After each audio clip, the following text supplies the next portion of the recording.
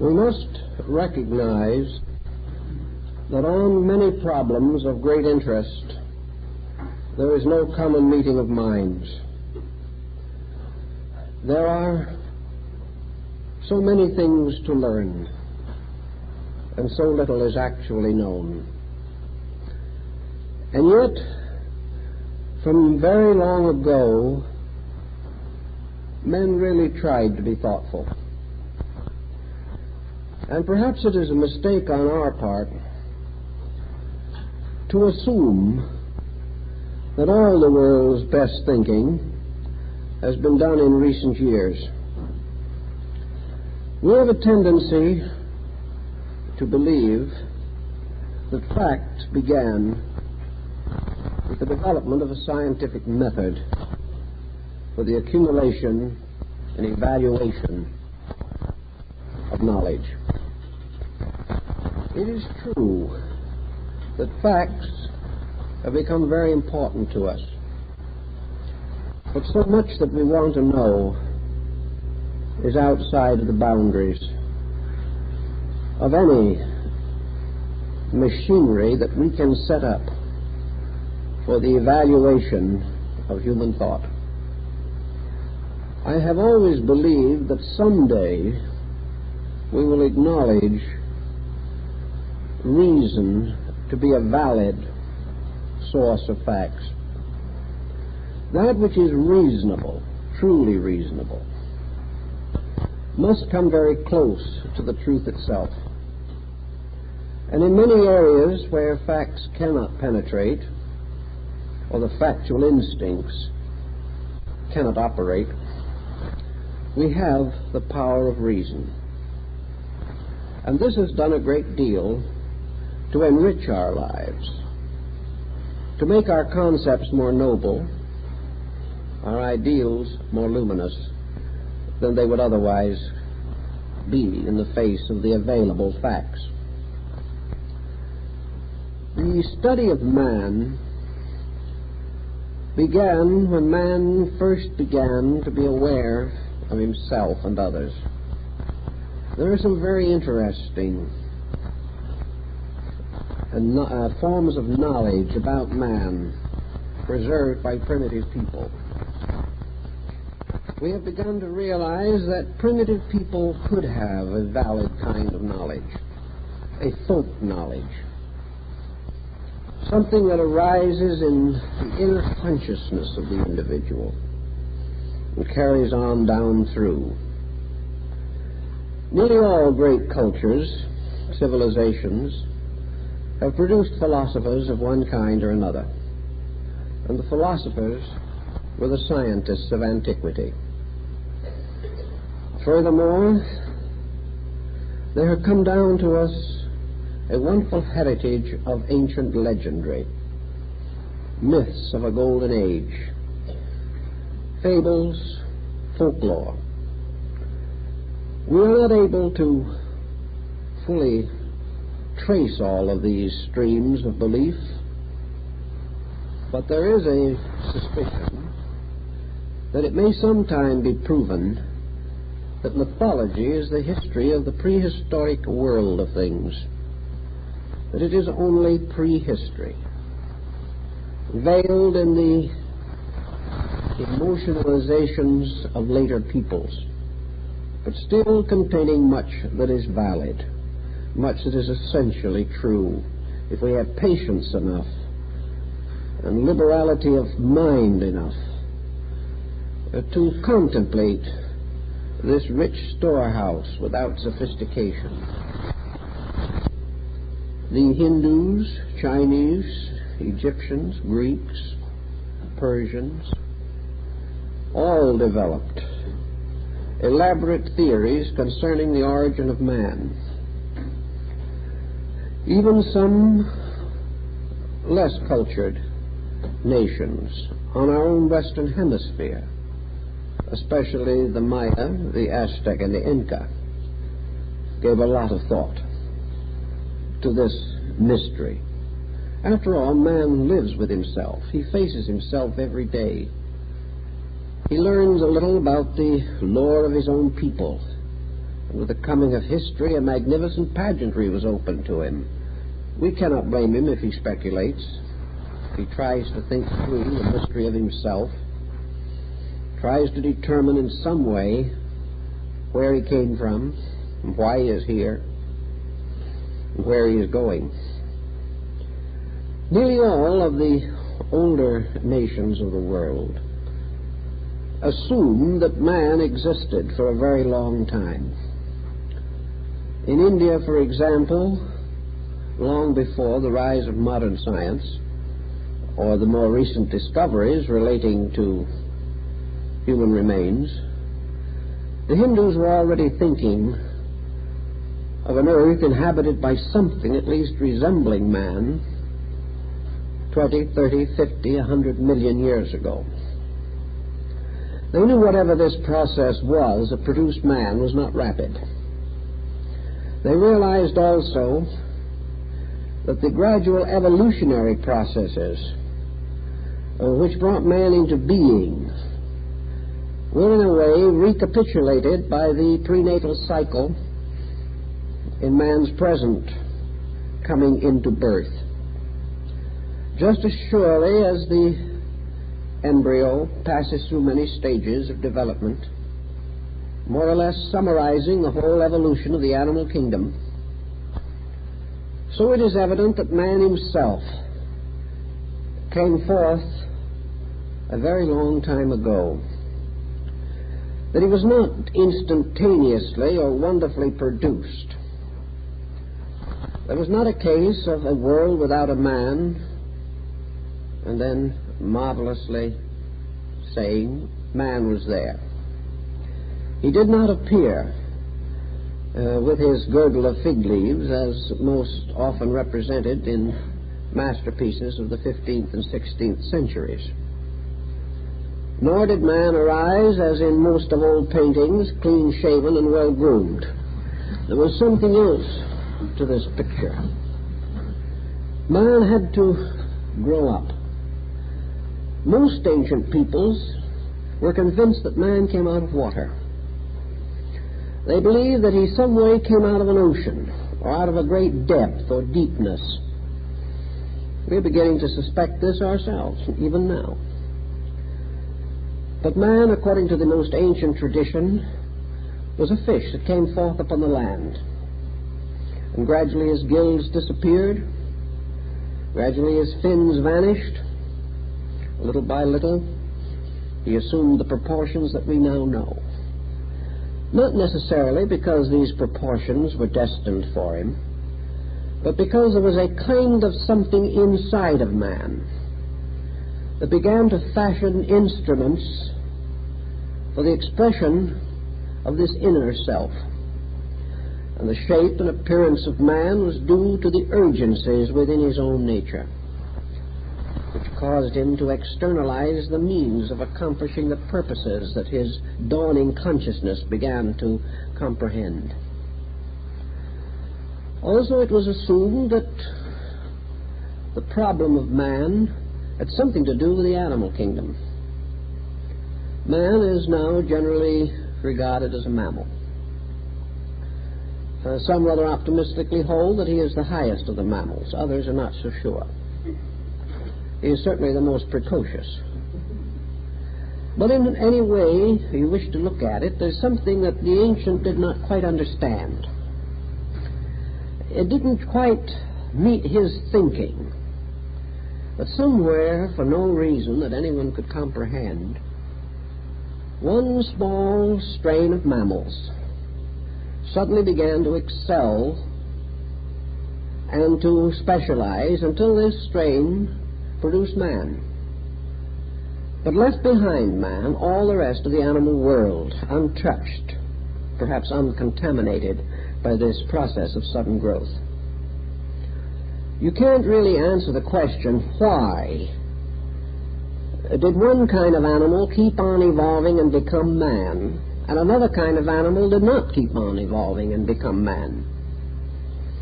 We pass over this rather lightly at the moment. It is an inconvenient question.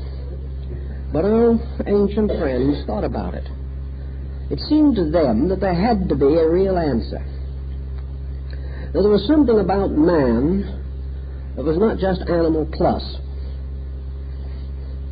That some way man had different endowments so completely that even now, after millions of additional years for evolution have taken place or have passed, these other kingdoms do not seem to be seriously encroaching upon man.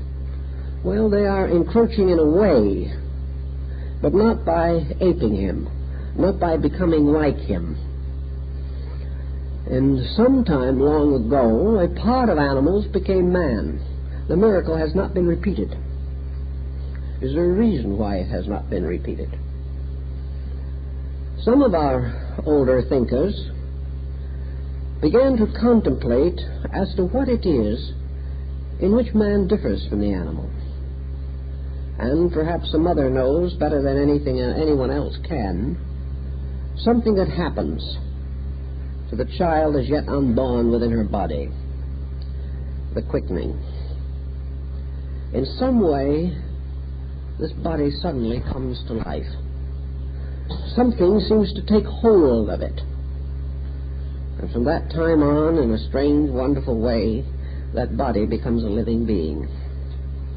And from that time on, that body's destiny is determined by this mysterious, intangible, sudden coming of aliveness, which causes this little inanimate thing to start striking out, preparing itself to be born. The Hindus like to suspect that somewhere in the evolution of the animal kingdom, something happened that resembles a quickening. Suddenly, a part of the animal world was ensouled. Something was bestowed upon it. Something happened. And in this mystery or miracle, a new value was added that was not just the product of evolution. That this something that was added took hold of a potential mental nervous structure and enriched it with a potential not anywhere else found among natural things. This potential immediately began to strike out with its own aliveness. And suddenly, what may have appeared physically to be an animal suddenly was no longer an animal. The quickening does not necessarily immediately change the appearance of an embryo, but slowly its destiny is changed. Its destiny is changed by the fact that it is ensouled by something. This was the belief also of some of the early Jewish mystics, the Kabbalists especially. We find traces of it in the apocalyptical book of Enoch.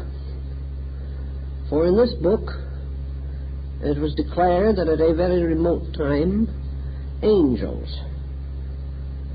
called the sons of God, descended from heaven upon a mighty mountain, and gazing down looked upon the daughters of men, and came unto them.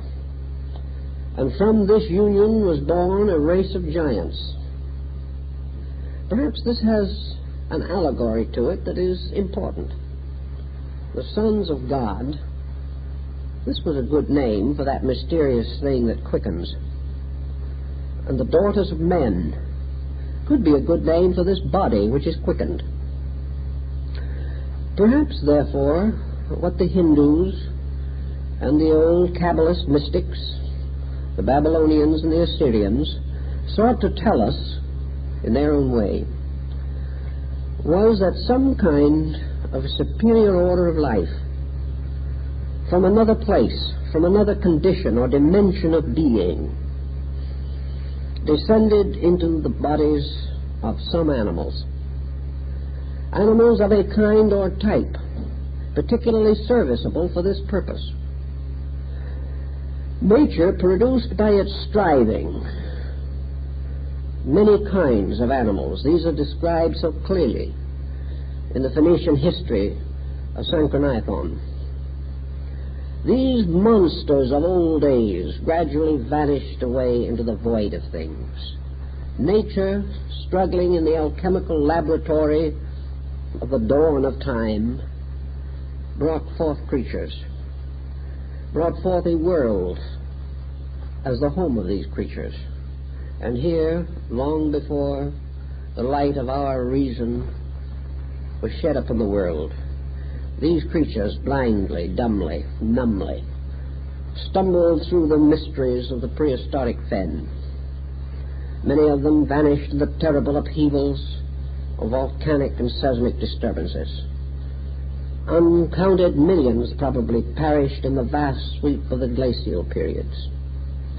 But nature, ever trying to create an enduring type, gradually climaxed the animal evolution by a kind of animal that may have been not too different from an anthropoid. An animal which had gone as far as beast could go. We see around us today many forms of animals, birds, insects. They're not all alike. They're not all equal as possible potential vehicles for further growth. But there was some time, long ago, among all animals, the best of animals. These are the ones that seem to have been ensouled. These are the ones that seem to have received this quickening. So the ancient Vedas tries to tell us where these beings came from. They did not come from far away. They came some way from the inner structure of nature itself. As we mentioned last week, there was not only a visible world and a subterranean sphere of magnetic and electric forces, but there was an atmosphere, a mysterious band of energy which enclosed the earth itself, a magnetic field or aura extending out from the body of the earth. And this was stratified into various levels of vibration, energy, and quality. And in these various stratifications, according to the ancients, were lives waiting to be born. These lives were born out of the planetary life itself. These lives became embodied as forms developed to receive them. The first of these invisible lives to be informed was the mineral. And as crystallization became more advanced, the surface of the earth becoming capable of sustaining some form of life against the horrible combustions of the period of pre-formations. As this material substance increased in solidity, a wave of energies, of life principles, were supposed to have ensouled minerals. Now, the peculiar destiny of these ensoulments was that this type of ensoulment had to last for the entire duration of the earth's existence. Once these souls were locked within the minerals, they could not escape until the mineral kingdom itself was dissolved back into the compounds from which it came. Therefore, sleeping locked within some kind of a strange darkness were orders of life, which, however, had the mysterious power to reveal themselves magnetically, reveal themselves in the strange vibratory patterns of minerals and metals, reveal themselves through the wonderful colorations of metallic and mineral chemistries, and also in the fissions and crystallizations, and the various lines of cleavage, which reveal that minerals, particularly crystals, are all mathematical patterns. Later, from this condition, from the dark earth of the crystal embodiment itself, the material form of things, that gradually began as mosses and lichen, the beginnings of vegetable life. a life which began, according to the Greeks, in decay, in the green scum upon the surface of things. The Platonists believed that water received into itself free spores that floated in space, and that these free lives, captured and drawn within the magnetic field of the earth, fell into water, where a strange decomposition took place, a death. And out of this death and decay, life came. Life as a green scum upon the surface of water. This was the ilium, the Ilus, the mysterious source of the family of the Trojans in Greek mythology. When this vegetable kingdom had reached a certain degree of development, lives from the atmosphere of the earth's outer surface descended into these forms, quickened them, and the true development of vegetable life began. This vegetable life had considerably more freedom of expression than that of the mineral. Yet some of these vegetable forms also lasted a great time, like the sequoia trees and the cryptomeria of Japan, trees that might grow and live and linger for 10,000 years, trees that were old, long before the wars of Troy and the fall of the ancient solar race of India. Later, from this same type of continual growth, these plants began to extend further powers. One of the things that seems to have had a strange and little appreciated influence on all this was that plants gradually developed horizontal structures. From the slender, vertical stem of the ancient tree came the far more complicated form of the bush and the shrub, the vine and the tendrils. Perhaps this is why the grape was so highly venerated among ancient peoples, for they believed that when plants developed horizontal spines or horizontal stems, they began to verge toward the animal, because in that kingdom the magnetic field operates through the horizontal spine.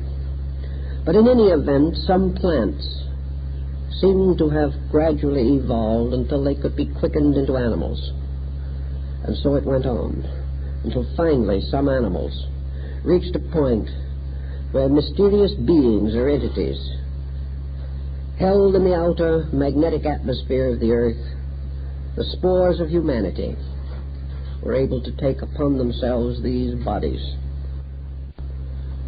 And in the course of time, the pressure of the peculiar consciousness which we call man broke through. The animals ceased to be like other animals and gradually became lord of the rest, binding to its use those lives not quickened by its own unique mental potential. Various estimates were made as to when this all might have happened. Perhaps the most conservative figures would put it somewhere between 30 and 50 million years ago. It might have been 1 billion years. Probably not so long, however. But somewhere, when time was right, the unfolding planet, with all that it carried with it, fulfilled some destiny locked within its own archetype or purpose. For it began to release in itself, through itself, and from itself, the kingdoms that were to people it, that were to give it its covering, its adornments. And these adornments of these peoples gradually became the reason for the planet itself. It was their mother. It fed them all. It gave them form and birth, and finally in death received them back again into its own dark earth.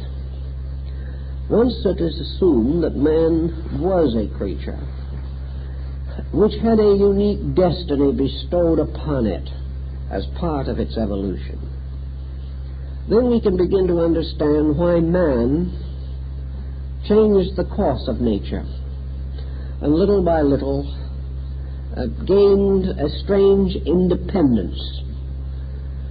Man became the only animal that could really worry.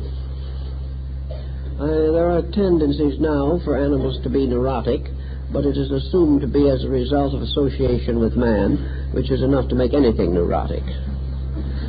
But man certainly is the only animal that knows that it must die. It is the only animal which has ambitions, as we know them. It is the only animal that can pray and hope and argue. It is the only animal that can force its will upon a vast pattern of things by some premeditation, preconception of its own. And it is the only animal that has ever been impelled to ravage the planet. This, however, is not the major purpose of human destiny. In some mysterious way, this body, which we call human, is still unfolding. Having attained a certain mathematical shape, a certain proportion, the evolution of man produced the body and its changes up to a point. And then apparently the body had completed that which its evolution required of it. The body of man will continue to be modified gradually over vast periods of time. But as far as we can tell, it has remained about the same for a very long time. The body of man has not changed as rapidly in recent times, and evolution has moved from the growth of the body to the growth of the person within the body. Unless the person grows, the evolution of the body is meaningless as far as man is concerned. For the body is now dedicated to the advancement of his purpose. If man needs more from the body in time will provide it. If man demands faculties or powers which he does not at present possess, nature will meet this demand, and body will be modified to produce whatever is needed. But for some time it has appeared that man does not need to make any major renovation in his physical structure. It is also rather obvious that for some time man has not called upon the resources he already possesses. He is not demanding of the body the full measure of its loyalty or its obedience. He is simply acting as a despot, requiring that the body sustain his follies, whatever they may be. For this reason, the body is punished, and its security and survival are endangered.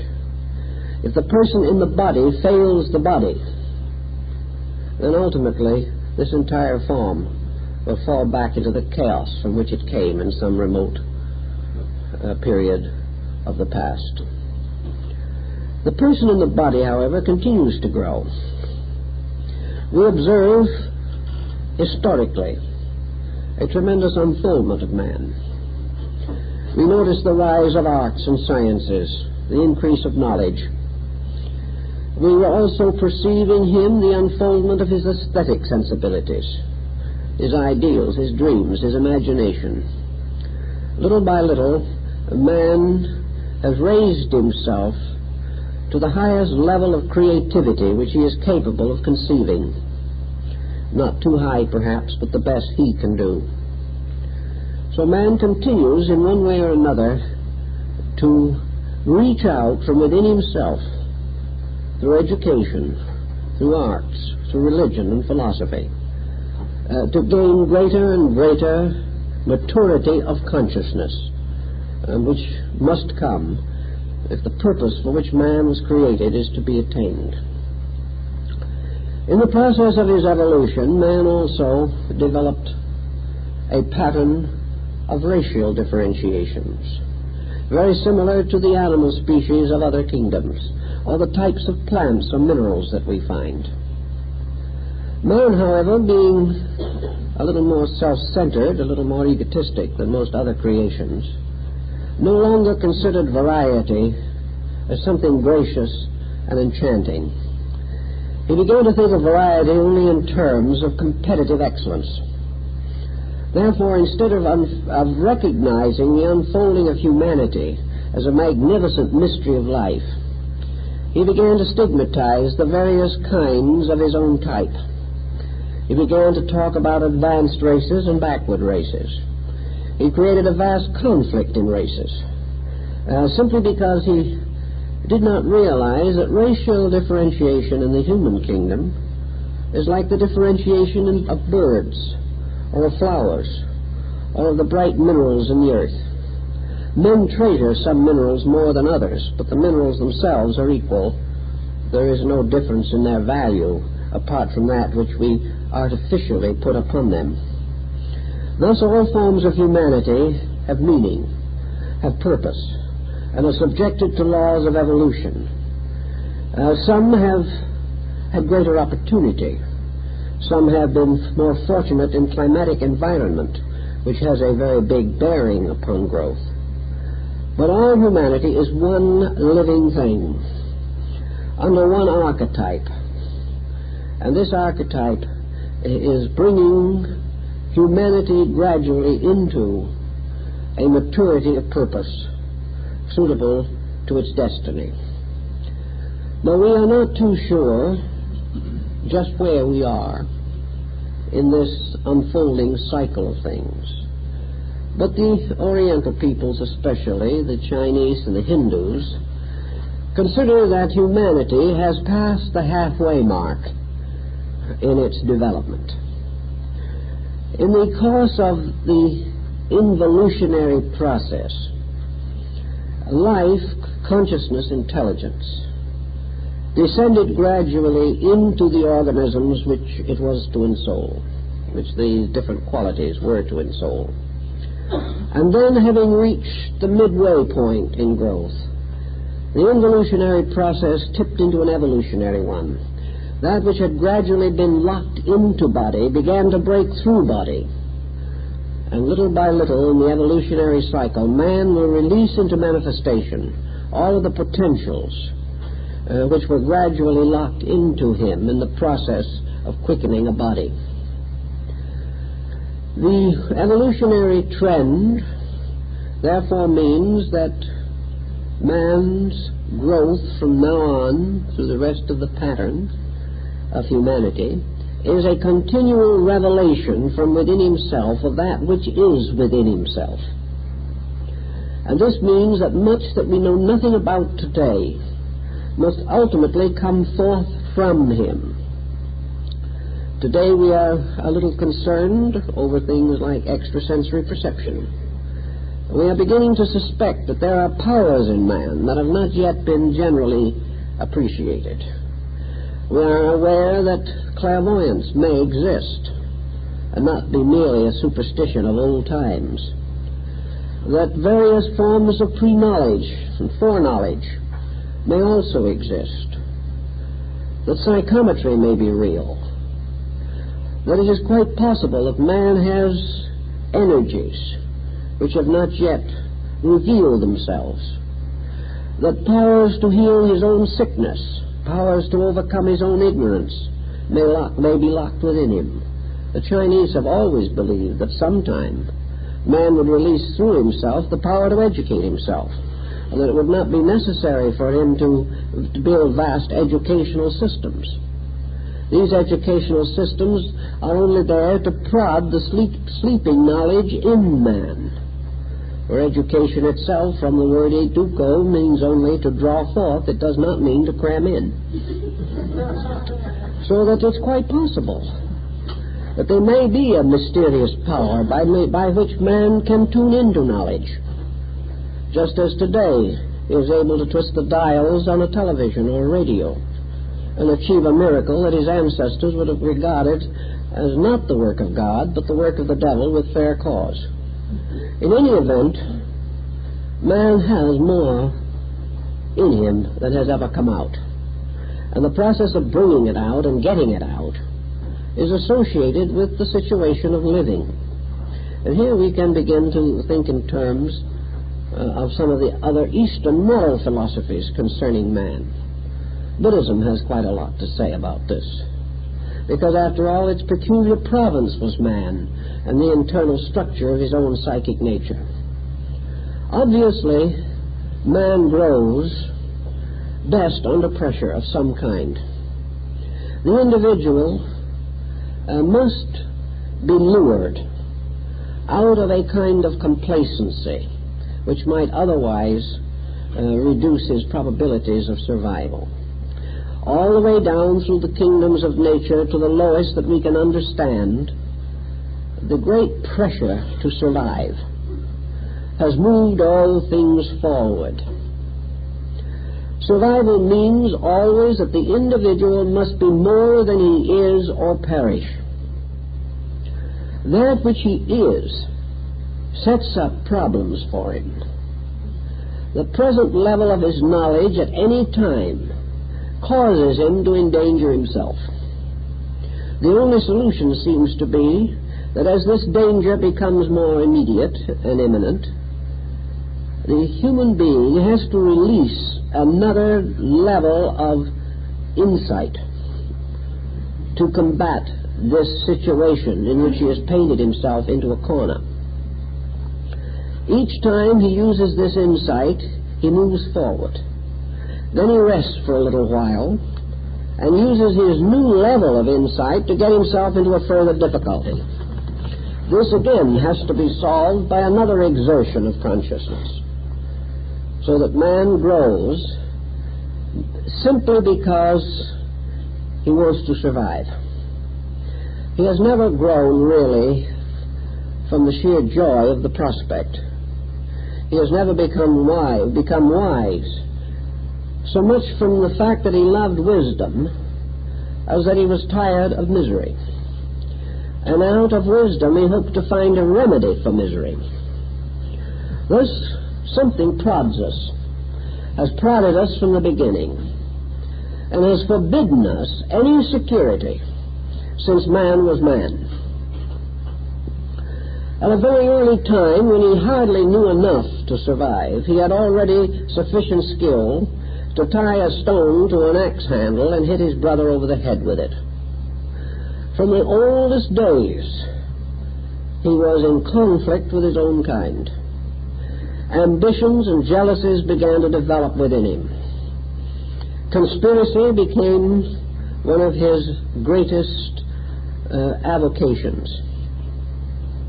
He was resolved to conquer the earth as soon as he knew that there was an earth. So little by little he has complicated his destiny. He has created systems and destroyed them. He has built cities and torn them down. He has made laws and broken them. He has persecuted others and been persecuted in turn. He has become more dangerous with the passing of every year, until now his own dangerousness really frightens him almost out of his wits. But man goes on, forever trying to find the answer. So what we call suffering, or what Buddhism calls suffering, is the natural and inevitable consequence of man living contrary to a reasonable code. Suffering arises from breaking the simple rules, or, as the scriptures would insist, from disobedience. Not disobedience to a personal deity, but disobedience to the general pattern of existence itself. Disobedience to the common sense rules, which have always been, which man has always, to a measure at least, recognized. But because of his own nature, because of his own arrogance, because of his own incredible ambitions and determinations, man has forced his way down through time, almost always destroying something. Against this destruction, he has tried to build certain laws, rules, institutions, the Hague Conferences, the League of Nations, the United Nations Organization, All these represent man's recognition of his own inability to govern himself with dignity. And yet the same old struggle goes on. Buddhism simply takes the attitude that all this is contributing to evolution simply because it is forcing the individual to wake up. That ultimately he will reach a condition in which he must be right or perish. And when that time comes, at least a percentage will choose to be right. This would then carry this mysterious process of growth over the next hurdle which lies in the future. The next point that perhaps is of value in the study of man is the consideration of his destiny. Where is man going? This, of course, depends largely upon the basic thinking. If you're an existentialist, man isn't going very far. If you are a humanist, he may not make it even as far as the existentialist. If you're a Christian humanist, you have a slight confusion in your mind, but you have greater hopes. Actually, where man is going depends very largely upon trying to decide in your own mind whether anything is going anywhere. If you want to assume when you look out of a window that there is nothing there except accident, incident, circumstance, conditions that have no rational foundation in anything, that the universe simply exists, and it does not know why itself and never will discover, that there was nothing that fashioned it, it has always been, or if it hasn't always been, it arose by some spontaneous process within itself. For a long time, science had the delightful hypothesis that the universe is the only machine in the world that could manufacture itself in the first place. This was considered scientific. We rather doubt that at the moment. We also have to say, is man going anywhere? Is there any relationship between modern man and ancient man? Are the Greeks and the Romans gone forever? If so, what good were the Greeks and Romans? Tourist agencies will tell us they left some splendid ruins which have been exploited with considerable profit by travel agencies. But what of the experience of the Greeks and Romans? Do we know really anything about it? Did they ever leave any adequate histories? Did they ever tell the truth about themselves, and did anyone else ever tell the truth about them? We do not know. We know that in some mysterious way the mistakes of the Greeks and Romans linger on. What about the tremendous but dismal periods of the Dark Ages? Here man went through some of the most extraordinary examples of self-delusion that have ever been recorded. Here men frightened themselves to death. Witchcraft, demonology. The individual living in a universe of terrors, believing in a good God and finding nothing good anywhere. Then he went out to save the world by the Crusades. The Crusades were probably the greatest disaster in Western history. Nothing happened. And while the Crusaders were out trying to save the Holy Land, the 4Fs who remained behind took over Europe. This was perhaps the way it should have been, but it was not exactly inspiring. What about all this? Does it mean anything? What about the magnificent cultures of China and India of ancient times? The caves of Ellora and Elephanta, the wonderful sculpturings of Sarnath and Benares, the beautiful monuments of the Mughal Empire. What are all these things? Do they mean anything? The builders of them are gone. Is man only able to leave behind him monuments to his own dead? Are the builders of these things gone forever? And will we who now stand in wonder of these monuments, join the forever dead in our own turn. This is something that somewhere along the line Western man is going to have to solve, because if he doesn't solve it, he's going to end in the most complete neurosis. The individual simply can't live with absolute nihilism. He cannot build anything if there is nothing to build with and nothing to survive after it is built. Man today is gravely concerned with not only where he is going, but if he is going. And yet, it would seem a very tragic thing indeed if this wonderful generation should perish completely. We're not so sure we like this generation in every way, but you realize that 100 years from now there will probably be not a handful of human beings alive who are alive today. Everything will have gone. New generations will take over. The process is so gradual we hardly notice it, but it is inevitable and eternal. And so, if evolution is going to take place, how does it operate? Biologically? Are we to assume that in some mysterious way all the growth we have achieved goes on in the cell, and then in some way or other the future is enriched by the fact that we have existed? The future doesn't know this any more than we know how much we were enriched by the past. But is it all there? And if so, is there sufficient justification in this? Is it perfectly all right that everything shall perish, only that the genes can go on? It doesn't sound economical, it doesn't sound especially reasonable, but it is frightfully scientific. In fact, it is frightful. But we have no way to refute the scientist in his own language. We can only profoundly suspect that he is short-sighted.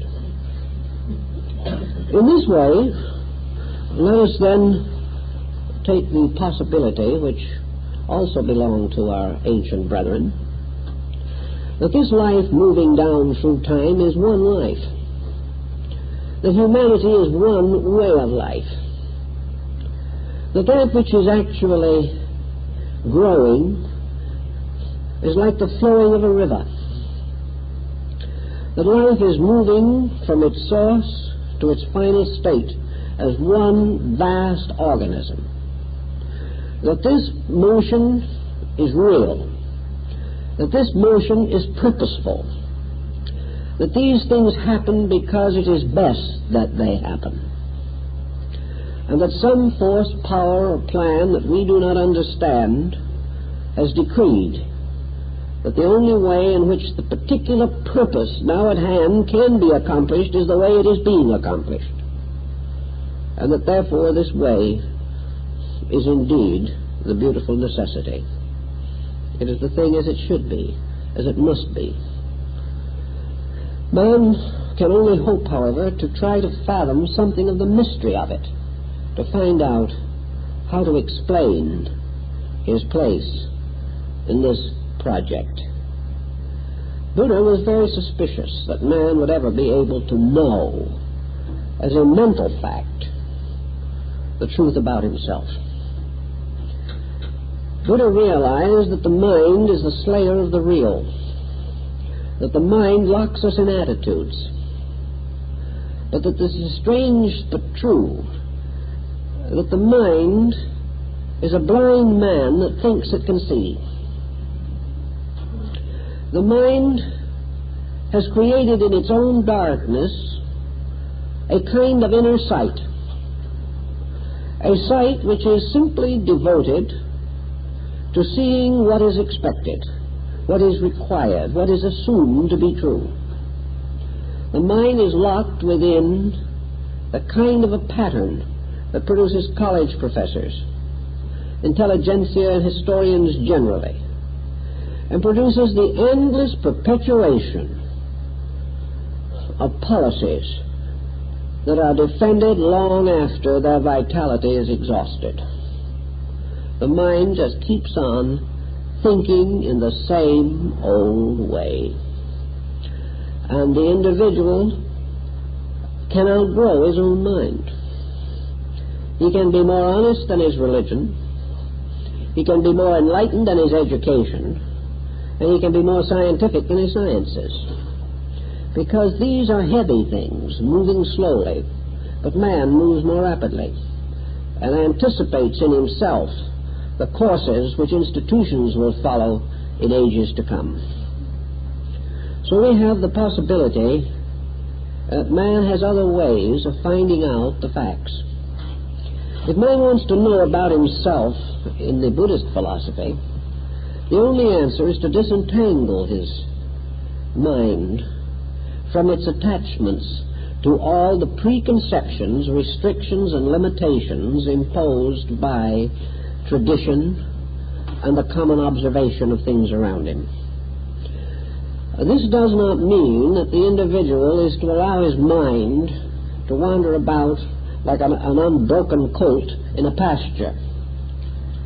But it does take the ground that the deepest part of human knowledge, that part of the individual which can come the nearest to knowing, is something very silent, very abstract within the core of man's own being. The only way the individual can hope to know is through inner experience. The only solution lies in an unconditioned intuition.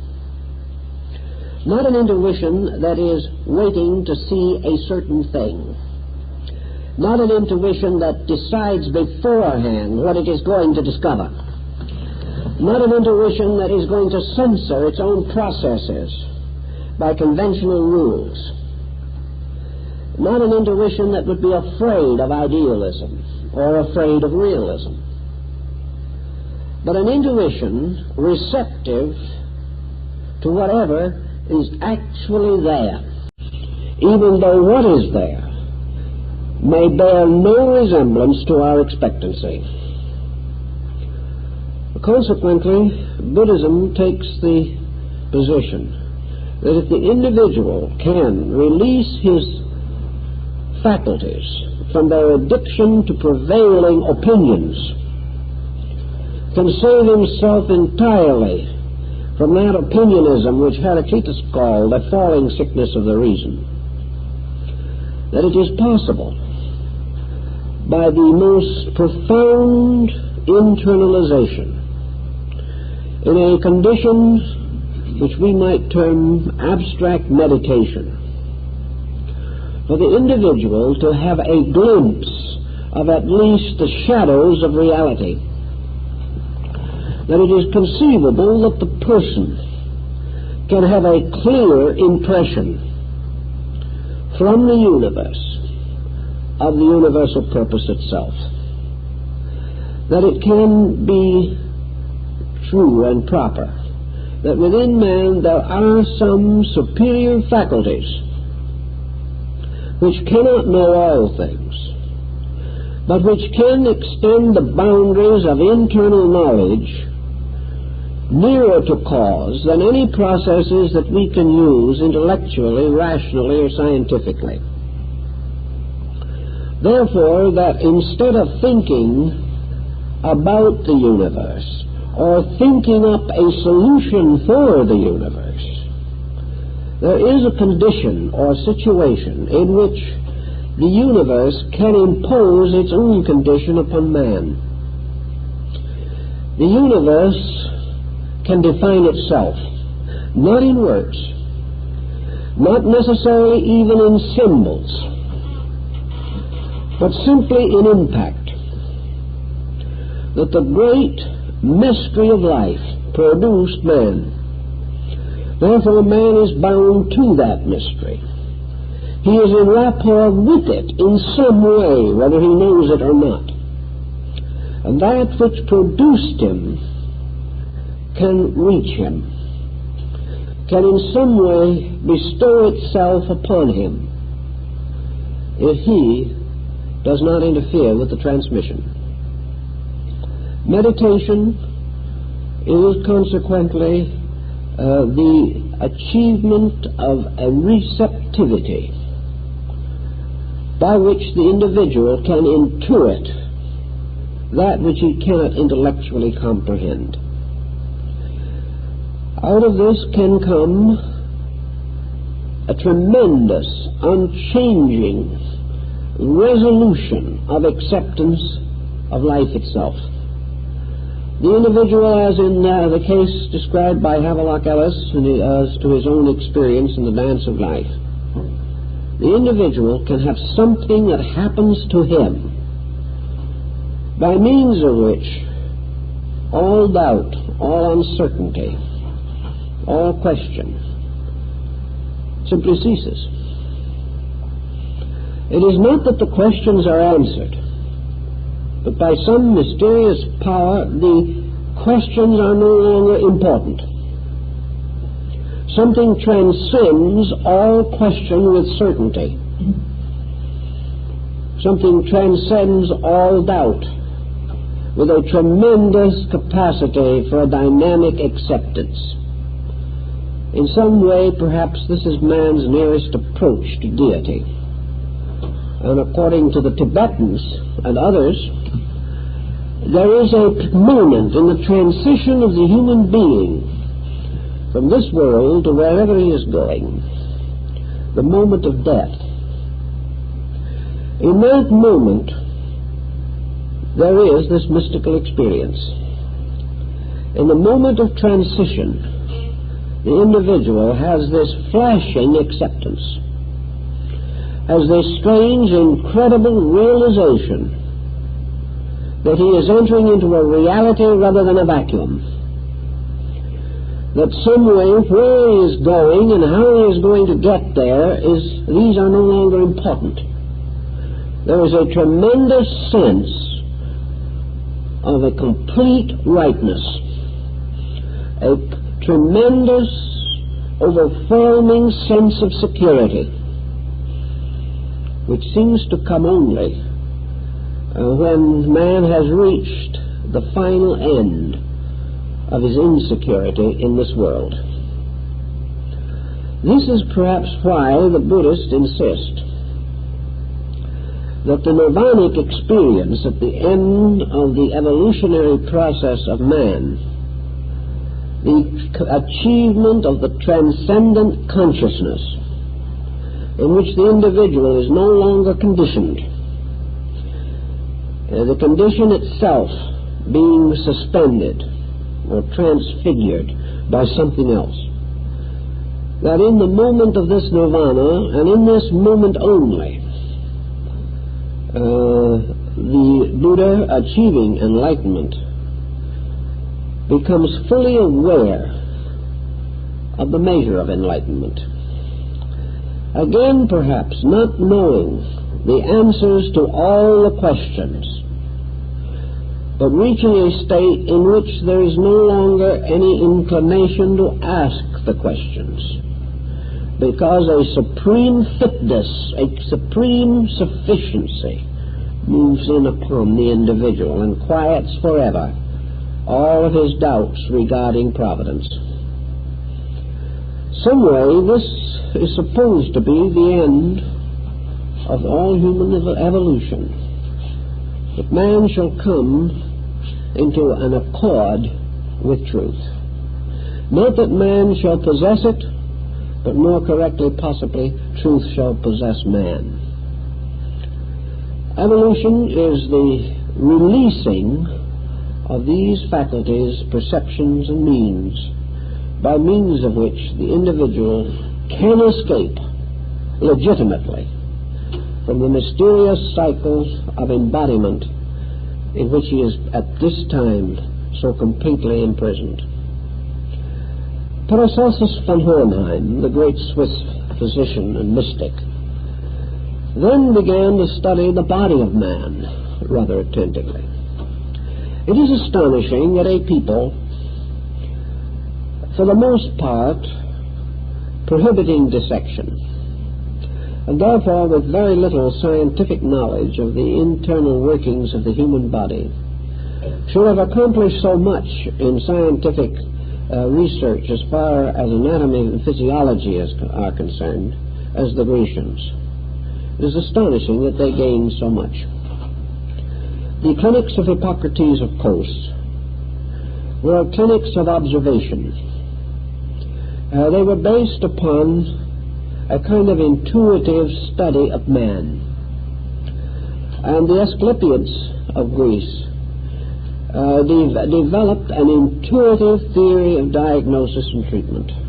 We know this. We also realize that to them this was the proper function of the priest-physician. The priests of the healing God used this internal intuition, cultivated by prayer, by disciplines and meditations, perhaps mostly by consecration to the needs of the sick. This intuition became their guide to the treatment of disease. And in spite of how we may feel about it, they did astonishingly well. So did the Chinese. The Yellow Emperor's Book of Medicine is a very learned work. Learned because it is a book on anatomy and physiology developed by rationalization alone and without practically any clinical or dissectional knowledge. It might be termed an empiric system. It was simply achieved by imposing the universe upon man and assuming that man was a miniature of the world and treating him in this way, so that all methods of treatment were based upon astronomy and sidereal motion, that actually sickness and health were cosmic mysteries related to the sun and moon and to the motions of the stars. This did not follow that the Yellow Emperor's Book of Medicine was an astronomical or astrological thesis. This is not the fact. The fact is, however, that it did recognize that the human being was a little universe, and that therefore all the principles that men could study in nature were applicable to man. The Druids of Britain developed the theory that there was a plant in the earth for every star in the sky, and that just as the combinations of stars form diagnostic patterns, so the herbs of the earth, when combined, constituted the perfect remedies for all ailments. One of the old Druids said that there is not a sickness of the flesh, but that there is a flower or a plant or a shrub which is its proper remedy, and that you may not have too much difficulty in discovering it. The leaves, the roots, the buds, the fruit, the plants themselves have some mysterious resemblance to the ailment for which they are the cure. It is only a matter of skillful observation to discover the right ones. We no longer think this through, but most of the old Druid and Paracelsian remedies that were developed, and many of those developed in China and India and Egypt, are now in the modern pharmacopoeia.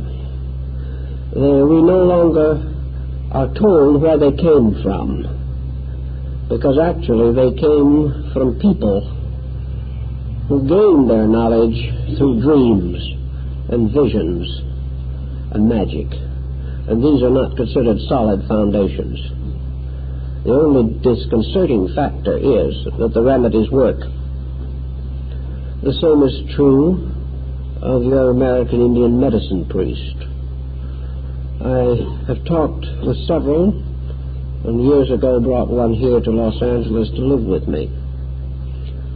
He told how he was called by the gods of healing, how he went out into the desert at night and prayed, and as he walked along in the night, he asked the old ones and the true ones to give him the remedies for the sicknesses of his people. And as he prayed and walked, he would say, "This old Indian, who is very good, is very sick. He has great pains and misery. He has asked me to bring medicine to him. I am the medicine priest. I must find the remedy." So he would go out and walk in the night. And he told me, he said, as I was walking along, praying and asking, he said, I saw a little glow form around a weed. This weed suddenly shone like a little star.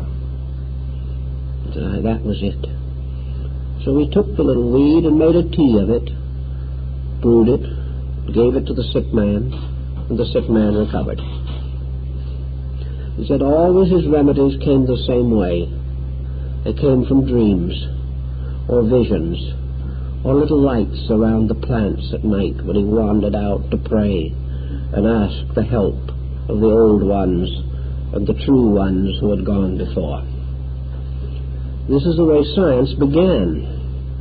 Sometimes we wish it had remained so sensitive to the intuitive mysteries of life. So Paracelsus pointed out that there is within man another universe, a universe of powers, a universe of principles, that within the human being are the remedies for the ailments of his life. Paracelsus said the Creator has given man 3 books, by the reading of which he can perfect his knowledge. The first is the universe, the second is Holy Writ, and the third is the human body.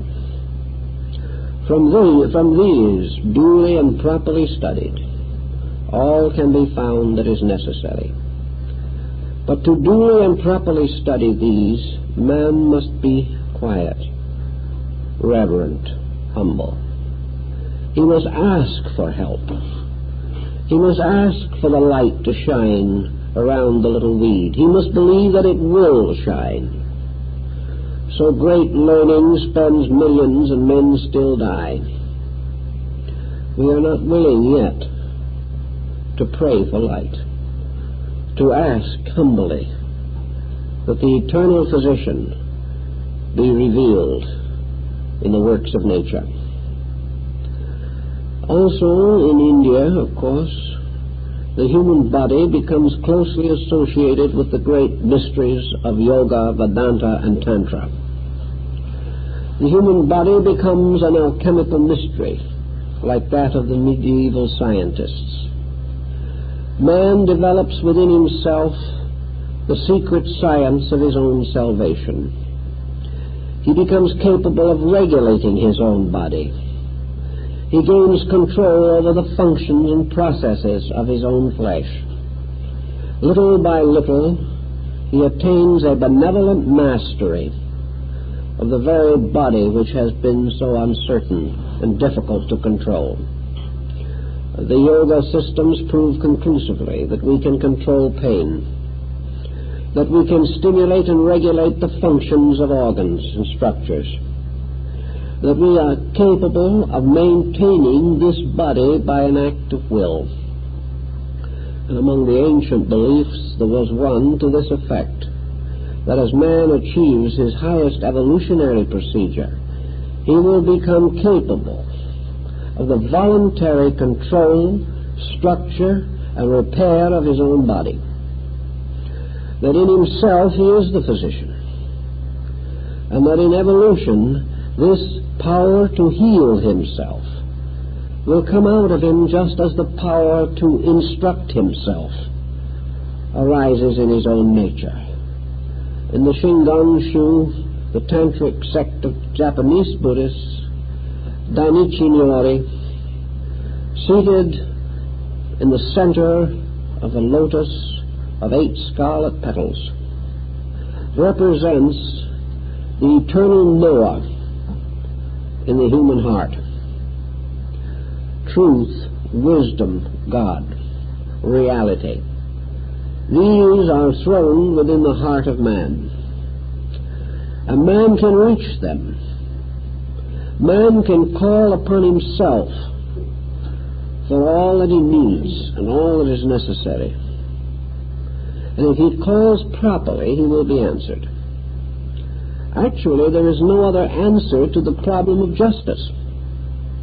If man is forever dependent upon something outside of himself for his survival, for his happiness, for his health, for his well-being, then man must always be dependent upon vast patterns of circumstances over which he has no possible control. If man must depend upon the world for his happiness, he is also forced to accept that the world can be the cause of his misery. In the Indian and Chinese systems, this is simply not possible. No individual is required to be bound to a common pattern of error simply because he has no way of escaping from error. Man is always capable of escaping from any condition of ignorance that afflicts him. The only thing is that he cannot find the answer in books. The individual seeking to escape from the restriction and limitation of the universe can escape from creation only by retiring into himself. Actually, if he goes deeply enough into himself, he finds the door which alone leads out of this maze into the security which we seek. All liberation must come from a motion inward, a motion toward cause, a motion toward root. And Yoga and Vedanta teach that the answer is for the individual to find once again his own root and to experience his relationship to universal life. Thus evolution carries these possibilities, and man likewise possesses these potentials within his own nature.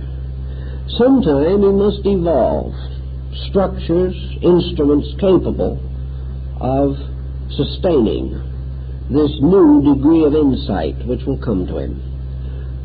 The Hindus believe that there will be two more kinds of human beings. These two more kinds will represent, in a sense, two more races beyond any that we know. The first two races of the earth, the race of the sun and moon, have vanished away. The others that we see around us belong to a pattern near enough to our own kind so that we recognize fraternity. What lies into the future? What kind of race can come out of this one that will be different from it without taking on something of the improbability of science fiction? The ancients were of the assumption that the next race would be obvious because the flesh of it, the substance of it, would be growing more and more attenuated. The body would be less dense and more sensitive. The nervous system would be infinitely more acute. Also, there would be a new pattern set up between the cerebrospinal and the autonomic nervous system.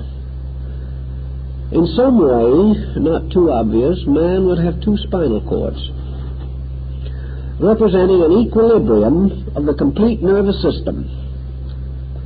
It was also very possible that in the course of this procedure, his respiratory system would be markedly changed. That gradually the distribution of energy through the air would give way to a distribution of energy through magnetic poles. That perhaps in a way man is anticipating these changes by the conditions that are arising in his society. Air and water pollution have increased.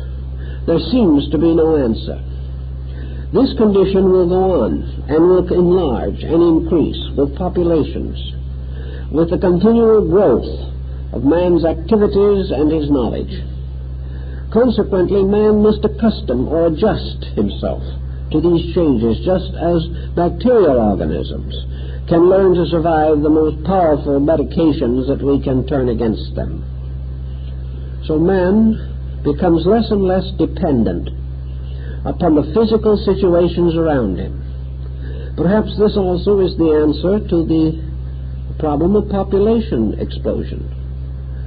If the individual is no longer dependent for his nutrition or for a livelihood upon a balance of population, then the number of persons who exist within reason may not be nearly so important. As the individual develops, there must also be a corresponding enlargement of his psychomental receptivity. All evolution, leading to refinements, leading to attenuations and sensitivities, must be motions toward a greater insight into reality. This might have another very important effect upon, for instance, overpopulation in terms of employment. The future condition of man has to be built upon a greater insight than he has now. The systems that he now knows are failing. They represent a condition of living which has ceased to dominate in human affairs. Therefore, new relationships must arise among peoples, new codes of life, new concepts of success.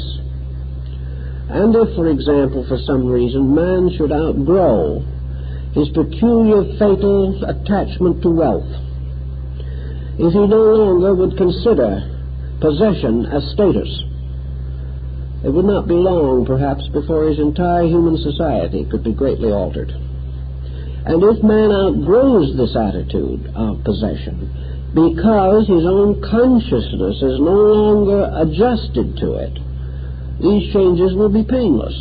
They will simply be the individual passing from an adolescent psychology to a more mature one by the inevitable natural processes of growth. Also, it is assumed that as this refinement continues, there will be a larger and more active extrasensory band. That the individual will gradually standardize what might be termed extrasensory perception. What we like to think of now as thought transference or clairvoyance may be a standard faculty, not much more remarkable to the man of that day than sight is to us today. If such is the case, you can immediately realize the tremendous effect this will have upon the social and environmental life of man. If man really possesses a well-developed extrasensory perception, he will no longer be able to keep a secret. Nothing can happen without his knowing the facts of the matter. All promotion, all publicity, all propaganda will lose influence. The individual cannot and will not be deceived. He cannot be exploited. He cannot in any way be prevented from knowing the truth about how other people feel about him, nor can he prevent other people from knowing how he feels about them. It might be a very astonishing thing if such frankness was thrust upon us. And yet, we can see how the extension of a single sensory perception could completely overwhelm the whole pattern of modern society, forcing it into an entirely different direction. If these all add together to produce what might be termed the sixth root race man, then we perceive an individual who, in terms of our present capacities, is extraordinarily learned. Perhaps the best way that we can parallel this is in the Buddhist concept of the Arhat, or in the Hindu concept of the Mahatma. This exceptional type of person, the illumined sage, the miracle worker, the wonder worker who achieves the incredible simply by obeying natural law, by permitting things to fulfill their own patterns without human interference. If such a race comes into existence, this in itself must be the solution to the problem of our dilemma. In other words, our answer lies in that man will outgrow himself, that his growth will go on. And this growth will probably be most rapid for those who already have begun the cultivation of these characteristics which belong to this type of growth. However we want to look at it, those grow most rapidly who deserve to grow, who create within themselves the causes of their own improvement. We must naturally assume, therefore, that the same type of thing which has always happened is most likely to happen again. As surely as in the ancient legends, human beings entered into and quickened the bodies of beasts to produce men, so another wave or level of consciousness in nature must take upon itself the vestments of the most advanced human types to produce the next general demarcation. Having established this demarcation, the Buddhists say these progenitors, these pioneers, gradually retire, permitting then the normal evolving groups for which they have prepared archetypal vehicles to take over and manage the new kingdom. In this sense, then, the sixth race would represent beings, perhaps almost the perfect scientists. Scientists because error would be almost impossible to them. Science because they would have the common power to know, not to think, to hope, to speculate, to calculate. It would no longer be necessary for them to make an imaginary diagram of an atom because they could not see the real thing. It would not be necessary to go through the laborious process of Einsteinian calculations to discover the bases of the structure of matter and energy. These things would be known by the direct act of consciousness. And is it more remarkable that this could happen than that by an indirect act of consciousness, a scientist, mathematician, could create a formula which, when transformed into process, proves itself to be true on a very abstract level? What the modern electronic engineer is working with today is very close to a new dimension of human insight. But this new dimension has to have one other thing which is as yet deficient, and that is humanity. The gentle dedication of consciousness to the service of good. For without this transformation of vibratory core of man, the next step will not happen. Man can never be given a great step forward until and unless he is capable of using it wisely. So we must have to wait until man grows not only smarter but better. For betterness is the key to insight. It is by improvement that man conquers himself. By skill he conquers other things, but remaining unconquered himself arrives at his own destruction. The next point then would be to consider the seventh, that which lies beyond the sixth great racial demarcation. In this we have, as always in the Hindu septenaries upon which our present thinking is based, we always have the seventh as a kind of suspension. In the Scriptures it is said that on the seventh day the Lord rested. If we slur the word Lord and make it law, on the seventh day the law rests. The law is suspended. The seventh day is consummation, culmination. The seventh step of Buddhism is nirvana, which is the complete suspension of everything. The seventh day of creation is absolute rest.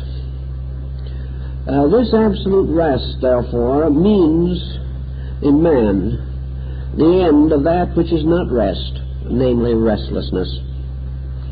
The seventh represents the final, complete coordination of all the elements and instruments of the human fabric.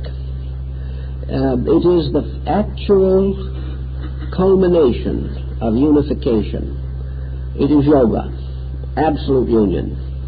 It means that in this state there can be no longer any dissimilarity, inharmony, or conflict in the structure of man. There can be nothing working contrary to the rest. There can be no polarized opinion. There can no longer be any Aristotelian dichotomies. The individual, his consciousness and everything, transcends polarization or duality of any kind. It is then that being and not being cease, and reality alone remains. The nearest we can gain to the seventh state is that of the conception that the Tendai Buddhists have of the nature of the Buddha Vairocana. Vairocana is in a sense the seventh race consciousness. It is actually the complete suspension of every faculty, force, or power that in any way reflects limitation. It is the utterly unlimited. And the only thing that can be unlimited is that which no longer limits itself, and therefore moves into total identity with reality. I think perhaps the old Hindus came as near to the concept as anything that we can imagine, namely the gradual retirement of man from objectivity. He will still have a body, but his body will be strangely attenuated, like that of the genie of the Chinese Taoist tradition. The body will be incidental to the person. He may use it if he wishes. If he does not wish it, or does not need it, he does not have to use it. He gradually retires into a kind of luminous meditation in which the world around him is transformed also into the luminous manifestation of the divine power that creates it.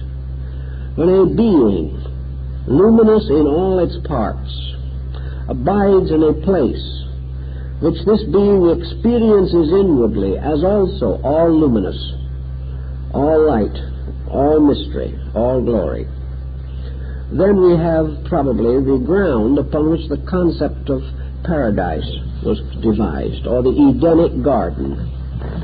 So the sage, the tenon, the mysterious magician, master of the Taoist fables, is in a sense this final man that has lost all of its elementary powers or functions because it no longer needs them, and retires more and more into the mysterious, luminous atmosphere from which it came.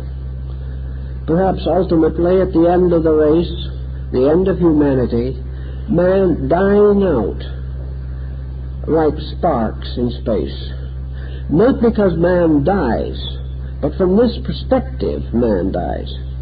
The sparks return to the flame, and that which we have experienced or known as humanity ceases, and the lower kingdoms growing up upon the earth take over the empty throne, creating new types of life, new orders of existence. But just as surely as the ancients believed that man came here out of an abode of light, came here, however, like a prodigal son, descending into embodiment for experience, descending as a sleeping soul into birth, so truly in the end, fully awake, fully understanding the mystery of the life cycle through which it has passed, and the reason for that cycle. The transcendent being returns again to the luminous sphere from which it came. Evolution goes on here. Perhaps someone with only a physical perspective would hardly notice the difference. The old forms go on, but new lives are moving through them. It is exactly as though we stood and watched a city day after day. In 100 years the streets would still be filled, but not one of the people would be the same. So in the world the stream goes on, but who knows what strange chemistry takes place behind the masks of matter, the masks by which men think they recognize each other. But these masks are only a persona, and behind the mask is a face that may change, but we never notice the change because the mask does not reveal it.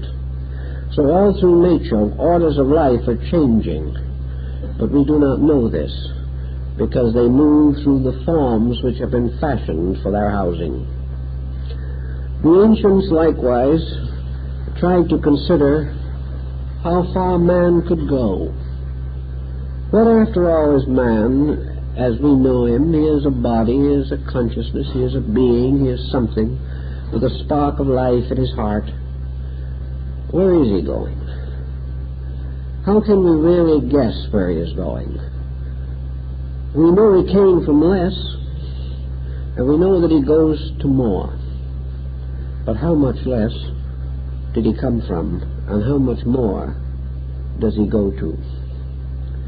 In Hinduism and Buddhism, all life ultimately reunites itself with some form of an overlife. In Hinduism, it is Atman. Atman is the eternal soul, or eternal self. Buddhism, not recognizing Atman, posits instead the complete suspension of all conditions in nirvana. But it clearly points out that nirvana is not total extinction. It is only the extinction of that which experiences separateness. So that beyond separateness is another kind of life that we do not fully appreciate right now.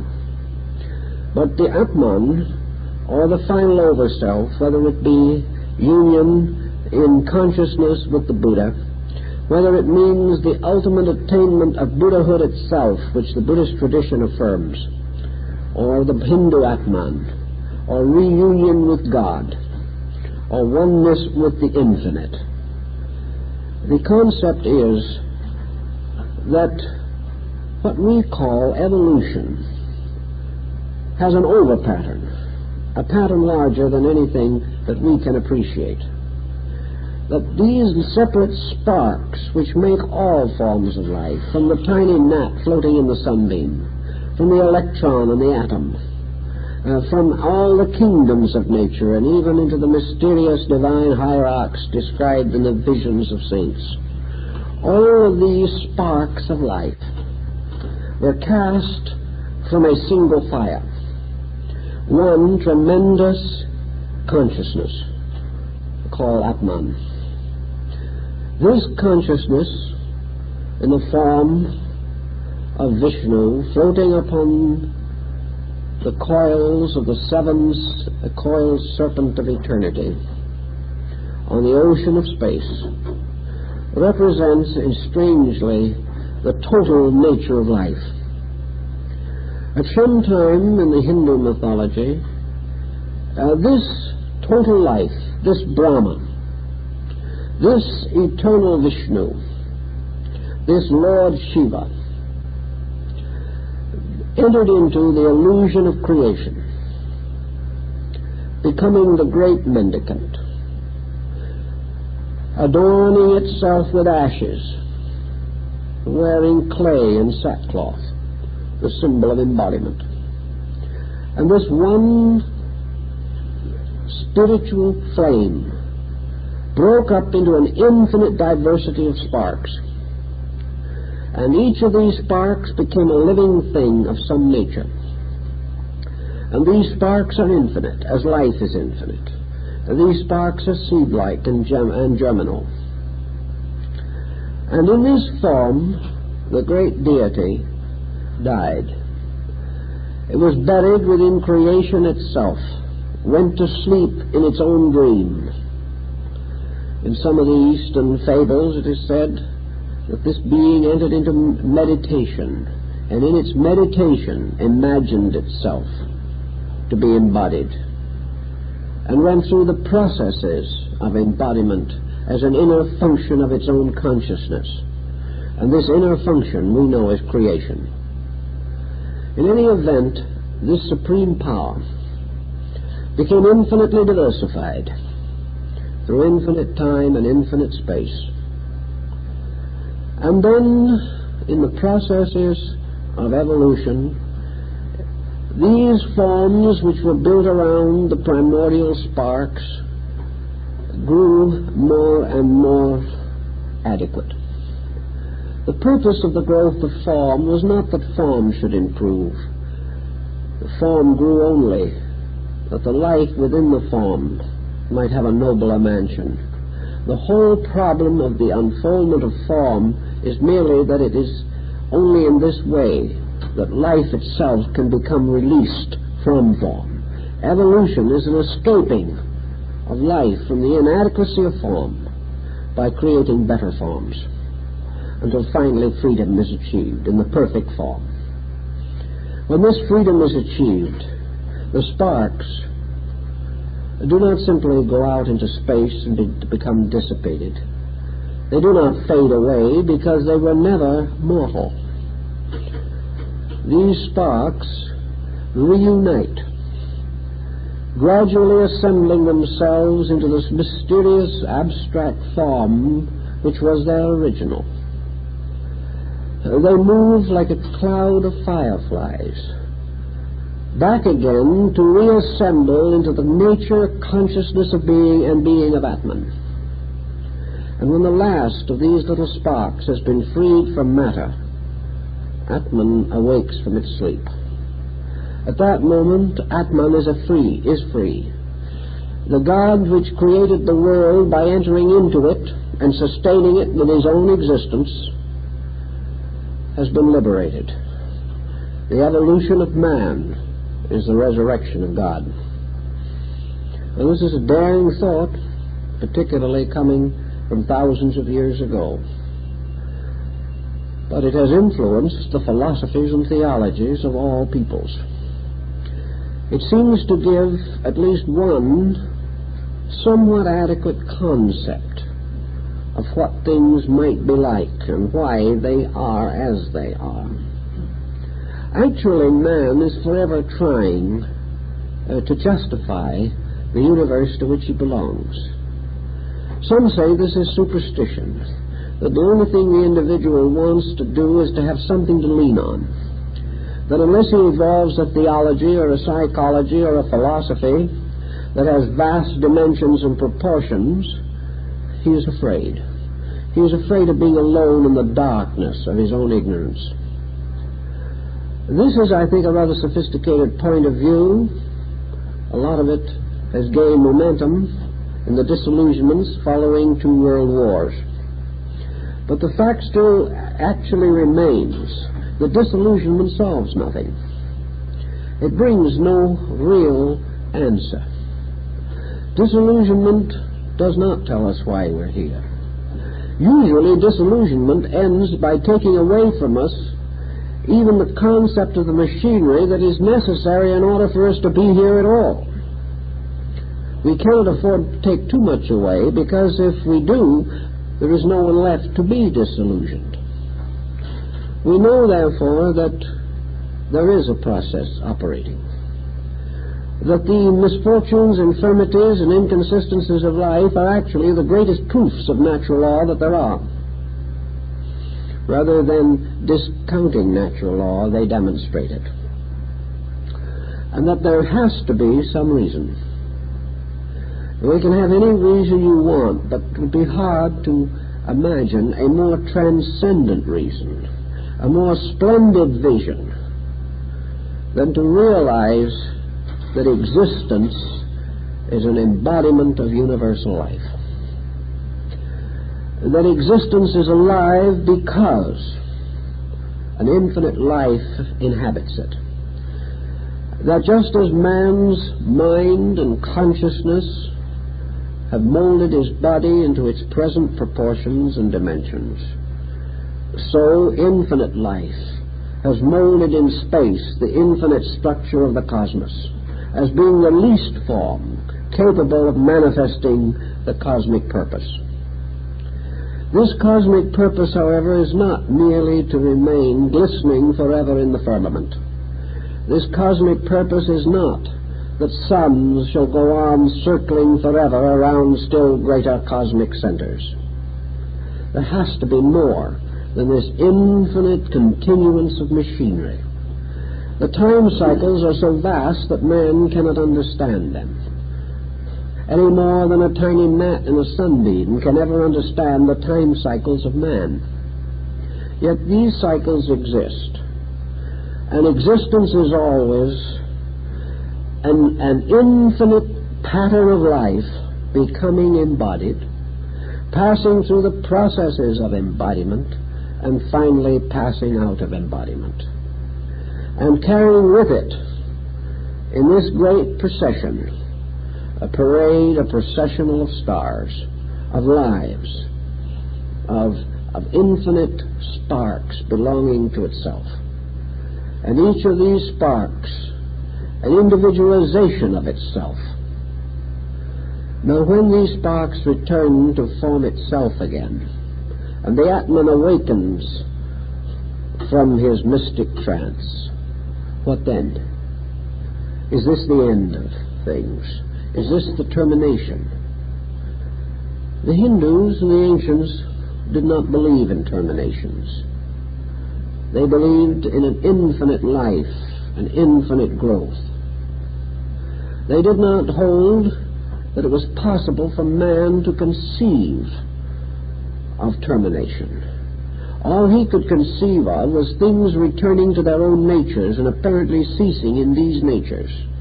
But then the composite nature into which they were returned, blossoming out again after the 7 nights of the pralaya, or infinite sleep. So life goes on, evolving, unfolding. But every experience that occurs in life has meaning. By our experience, we add to the waking of the sleeping Brahman.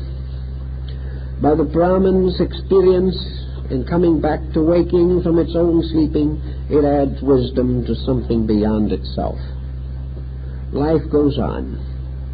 Life is the infinite manifestation of growth. And men thought this way long before they were disillusioned. Perhaps they were right. Perhaps disillusionment is something that has simply numbed their senses to a splendid vision that we all need. At least I think by the greatness of our vision, we gain a certain inspiration for the immediate regulation of conduct.